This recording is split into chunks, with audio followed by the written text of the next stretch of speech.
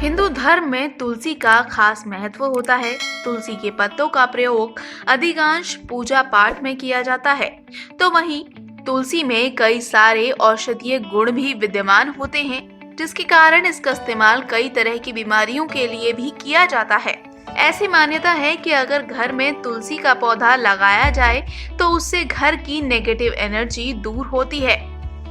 कई लोगों के यहाँ स्नान करने के बाद तुलसी की पूजा होती है।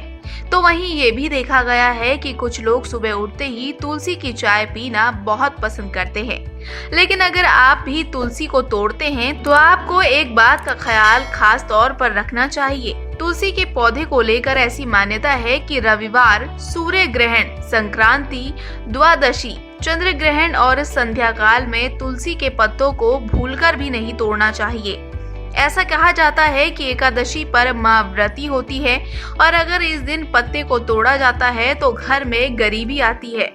इसलिए रविवार के दिन तुलसी के पत्तों को भूलकर भी नहीं तोड़ना चाहिए। कई लोग तो ये भी मानते हैं कि मंगलवार के दिन भी तुलसी के पत्ते नहीं तोड़ने चाहिए, क्योंकि इस दिन को लोग क्रूरवार मानते हैं। बता दें, तुलसी की पत्तियों को कभी भी नाखून से या फिर खींचकर नहीं तोड़ना चाहिए। इन्हें कभी भी चबाना भी नहीं चाहिए।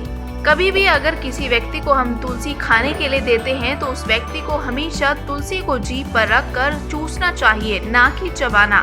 शास्त्रों में ये भी कहा गया है कि तुलसी के पौधे को राधा रानी का अवतार माना गया है।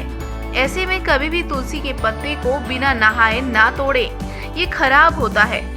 जो भी व्यक्ति बिना नहाए तुलसी के पत्तों को तोड़ता है, ऐसे पत्ते पूजा के कामों में कभी भी प्रयोग नहीं लाए जाते और न ही भगवान के जरिए इन्हें स्वीकार किया जाता है। इन्हें राधा रानी का अवतार माना गया है और राधा रानी शाम को लीला करते हैं।